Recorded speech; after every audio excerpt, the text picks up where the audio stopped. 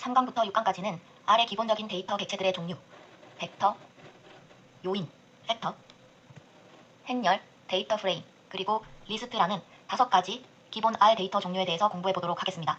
그리고 보통 R의 데이터 객체의 종류를 클래스라고 부른다고 보시면 되겠습니다. 첫 번째 강의에서 R 함수는 각각에 맞는 인풋의 형태와 아웃풋을 파악하는 것이 중요하다고 말씀을 드렸었는데, 즉 우리가 R의 각 데이터 객체, 클래스의 특징들을 모르면 함수를 제대로 사용할 수 없다고 볼 수 있습니다. 예를 들어서 여러분이 이러한 함수들의 이름을 알고 있다고 했을 때 평균을 계산해주는 민 함수, 중앙값을 계산해주는 메디안 함수, 글자 수를 계산해주는 n 캐릭터 함수, 이런 함수들의 이름을 알고 있다고 하더라도 인풋을 어떤 형태로 넣어줘야 되는지, 아웃풋이 어떻게 나오는지를 모르면 아무 소용이 없을 것입니다. 예를 들어서 내가 민 함수를 사용해서 3과 5의 두 값의 평균을 구하고 싶을 때 민 괄호 사이에 왠지 3과 5를 넣어주면 될 것 같지만 이렇게 엉뚱한 결과를 출력해주는 것을 볼 수 있습니다. 봐도 3과 5의 평균은 3이 아닙니다.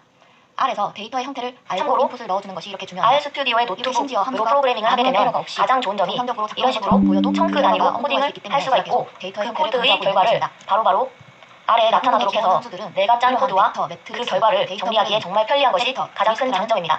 그리고 특수한 함수를 이용해서 그렇다면 민 이런 식으로 내가 가지고 있는 데이터 프레임을 어떤 형태를 요구하는지 서치가 가능한 형식으로 검색해 보도록 하겠습니다. R 콘솔 창에 물음표 민을 실행해 보시면은 여기 헬프 페이지 창에서 헬프 검색 결과를 보실 수 있습니다. 입력 인자로는 X를 필수로 갖게 되어 있는데 이 X는 뉴메릭 또는 로지컬 벡터를 받는다고 되어 있습니다. 그리고 데이트 타임, 타임 인터벌, 옵젝트 어쩌고 되어 있는데 이번 기초 강의에서는 다루지 않는 데이터 객체 타입이므로 일단은 넘어가도록 하겠습니다. 여기서 중요한 부분은 이 함수는 수치형 또는 논리형 값을 벡터의 형태로 넣어줘야 된다는 부분입니다. 벡터란 R에서 가장 기본적인 구조입니다. 그래서 매트릭스, 팩터, 데이터 프레임 등 모든 데이터 타입이 사실은 이 벡터를 기본 블록으로 하여 구성된 것입니다. 예를 들어서 벡터가 이렇게 한 종류의 원소값들을 1차원으로 이렇게 길게 쌓아가는 형태라면은 참고로 이것을 2차원으로 R 스튜디오의 노트북으로 프로그래밍을 하게 되면 가장 좋은 점이 이런 식으로 청크 단위로 코딩을 할 수가 있음을 살펴보도록 하겠습니다. 대해서는 6강에서 자세히 배워보도록 하겠습니다. 벡터는 한 종류의 원소들로 이루어진 집합이라고 보시면 됩니다. 벡터를 구성할 수 있는 원소는 크게 3종류가 있습니다. 수치형, 문자형, 논리형 벡터입니다. 수치들은 뉴메릭 혹은 정수로만 구성되어 있을 경우 인티저라고 부르고, 문자형은 작은 따옴표나 큰 따옴표로 감싸져 있는 형태입니다. 그리고 즉 이게 숫자처럼 보인다고 하더라도 따옴표로 감싸져 있으면 이것은 캐릭터, 문자형이 되겠습니다.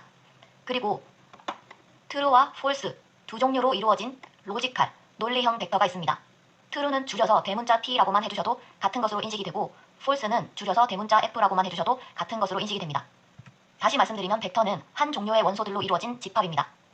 이 원소들을 가지고 벡터라는 객체로 만들기 위해서는 C라는 함수를 사용합니다. C 괄호 사이에 한 종류의 원소로 이루어진 값들을 콤마로 이어서 넣어주시면 되겠습니다. C 함수를 이용해서 벡터를 만든 후에 어떤 특정 변수명에다가 그 벡터를 할당해주고자 하는 경우에 이렇게 왼쪽에다가 변수명을 입력하시고 꺽쇠 짝대기 또는 등호, 는을 사용해서 오른쪽에서 생성한 벡터를 왼쪽 변수명에다가 할당해주는 형태입니다. 제가 X라는 변수명에 1357로 이루어진 수치형 벡터를 할당하고자 하는 경우에 이렇게 X라는 변수명에는 아무것도 없는 것을 확인하시고 C 함수를 이용해서 괄호 사이에 1357을 넣어주고 왼쪽에다가 X라고 변수명을 적어서 할당하는 형식으로 작성했습니다. 이 라인을 실행하신 후에 다시 X를 출력해 보시면은 수치형 값들이 들어있는 벡터를 보실 수 있습니다. 그리고 클래스라는 함수를 이용해서 이 변수의 클래스 종류를 확인해 보시면은 뉴메릭이라고 출력되는 것을 보실 수 있습니다. 참고로 클래스라는 함수에다가 데이터의 변수명을 입력하시면은 그 데이터가 어떤 클래스인지를 출력해 주게 되는데, 벡터의 경우 3가지로 구분해서 출력해 줍니다. 수치형인 경우 뉴메릭 또는 인티저, 문자형인 경우 캐릭터, 그리고 로지컬인 경우 로지컬이라고 출력해 줍니다.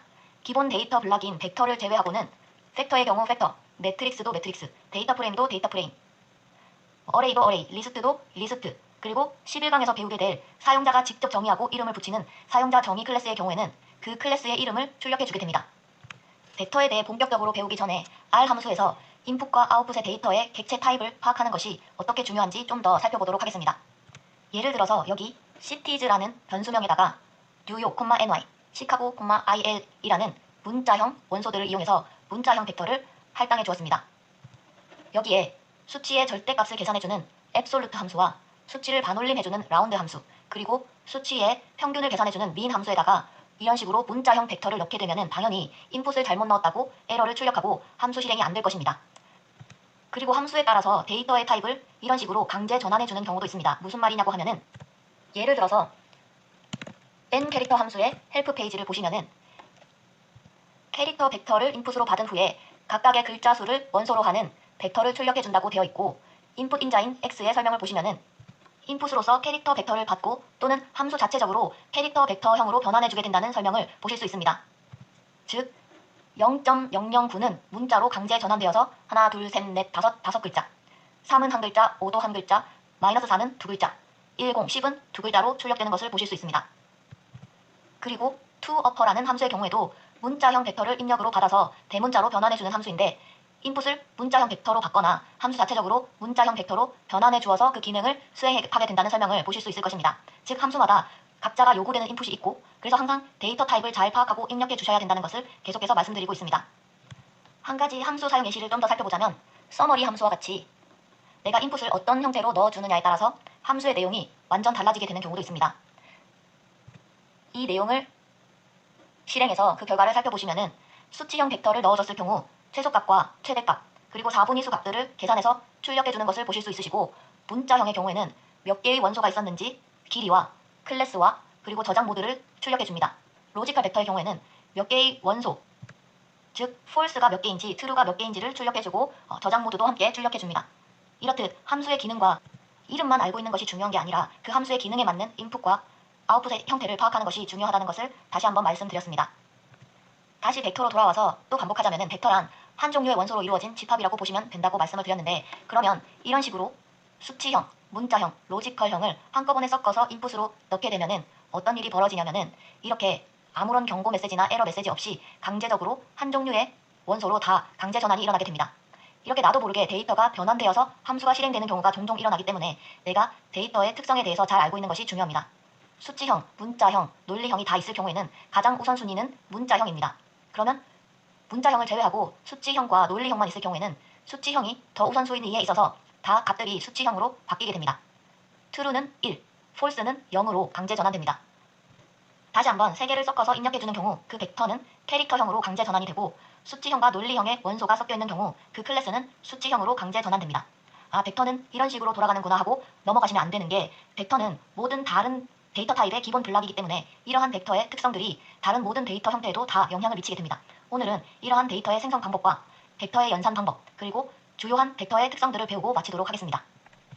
뉴머릭 벡터를 생성하는 방법으로 아까 전에 숫자들을 하나하나 콤마로 이어서 C 함수로 작성해 주었었는데, 예를 들어서 1에서 100까지의 정수로 이루어진 벡터를 생성해야 한다고 할 때 그걸 일일이 하나하나씩 다 콤마로 입력하는 것은 매우 불편할 것입니다. 이런 식으로 콜론 연산자 함수와 식 함수를 사용해서 손쉽게 할 수 있습니다. 콜론 연산자도 하나의 함수인데 지금부터는 일일이 헬프 페이지를 검색하는 것을 최대한 생략하도록 하겠습니다. 여러분께서 각자 필요할 때마다 강의를 멈추고 헬프 페이지를 확인해 보시기를 바랍니다. 참고로 콜론 연산자의 헬프 페이지를 검색하실 때에는 이게 특수 기호이기 때문에 작은 따옴표나 따옴표, 큰 따옴표를 사용해서 검색하시면 되겠습니다. 콜론 연산자는 왼쪽, 콜론의 왼쪽에 있는 숫자에서 시작해서 오른쪽 숫자를 넘지 않을 때까지 1씩 증가하는 수열을 생성하는 함수입니다. 즉 1에서부터 시작해서 10이 넘지 않을 때까지 1씩 증가하는 수열을 생성해 줍니다. 이와 같이 꼭 양의 정수가 아니라도 1씩 증가하는 수열을 생성해 주고, 또 정수가 아니라도 왼쪽 숫자에서부터 시작해서 1씩 증가하는 수열을 출력해 줍니다. 그리고 왼쪽에 있는 숫자가 오른쪽에 있는 숫자보다 클 경우에는 1씩 감소하는 수열을 생성해서 출력해 줍니다. 즉 1에서부터 100까지의 정수로 이루어진 벡터를 생성한다고 할 때 1:100이라고 써주시면 되겠습니다. 콜론 연산자의 경우는 무조건 1씩 증가하는 수열을 생성했었는데, 식 함수는 시작 숫자와 끝 숫자 그리고 몇 스텝씩 증가할 것인지를 지정해 줄 수 있는 함수입니다. 즉 이 예제의 경우에서는 2부터 20까지 2씩 증가하는 수열을 생성하도록 하는 함수의 결과입니다. 마지막으로 계속해서 반복되는 원소로 이루어진 벡터를 손쉽게 생성할 수 있도록 할 수 있는 REP 함수가 있습니다. 1을 15번 반복하는 벡터를 생성하기 위해서 C 함수를 이용하려면 1을 15번 일일이 콤마로 입력해줘야 되는데, REP 함수는 이 앞쪽에 있는 벡터를 몇 번 반복해 줄 것인지를 지정할 수 있도록 해줍니다. 즉 여기서는 x 인자에다가 1, 타임즈 인자에다가 15를 넣어줌으로써 1을 15번 반복하라는 명령어가 됐는데, 이 x 자리에 여러 원소로 이루어진 벡터를 입력으로 넣을 수도 있습니다.